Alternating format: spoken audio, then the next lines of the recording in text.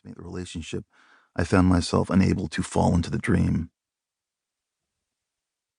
This happened when I was writing specifically about the Trawler, a serial killer who had been haunting the San Fernando Valley starting in the late spring of 1980 and then announcing their presence more strongly in the summer of 1981, and who was frighteningly somehow connected to us. And a wave of stress so severe crashed over me that night, I began making notes. I actually moaned with fear from the memories, and I collapsed, retching up the tequila I'd been gulping down. The Xanax I kept in the nightstand by my bed was no help. I swallowed 3 and knew they weren't going to do anything quickly enough. In that moment, I was sure I was about to die. I dialed 911 and told the operator I was having a heart attack, and then fainted. The landline I was calling from, this was in 2006, I was 42, I lived alone, alerted them as to where the location was, and an alarmed doorman from the front desk of the high-rise I lived in escorted the EMTs to the 11th floor.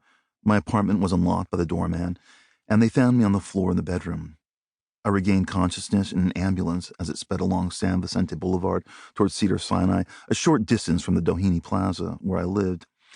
And after I was wheeled into the emergency room, prone on a stretcher, and had reoriented myself as to what had happened, I became embarrassed. The Xanax had kicked in, and I was calm, and I knew there was nothing physically wrong with me. I knew the panic attack was directly related to the memories I had of the Trawler, and more specifically of Robert Mallory. A doctor checked me out. I was basically fine, but the hospital wanted me to stay the night so they could perform a battery of tests, including running an MRI. And my primary physician agreed, reminding me over the phone that my health insurance would cover almost all of the stay. But I needed to get home and opted out of whatever test they wanted to administer because if I had stayed at Cedars that night, I was sure I'd slip into madness, knowing that what happened to me had nothing to do with my body or any malady I may or may not have harbored. It was a reaction simply connected to memory, to the past, and conjuring that awful year, to Robert Mallory and the Trawler, and Matt Kellner, and Susan Reynolds, and Tom Wright, and Deborah Schaefer, as well as the darkened tunnel I was traveling through at 17. After that night, I abandoned the project and instead wrote 2 other books during the following 13 years, and it wasn't until 2020 that I felt I could begin the Shards. Or the Shards had decided that Bret was ready because the book was announcing itself to me and not the other way around. I hadn't reached out to the book because I spent so many years pushing myself away from the dream, from Robert Mallory, from that senior year at Buckley. So many decades spent pushing away from the Trawler, and Susan, and Tom, and Deborah, and Ryan, and what happened to Matt Kellner. I had relegated the story to the dark corner of the closet, and for many years this avoidance worked. I didn't pay as much attention to the book, and it stopped calling out to me.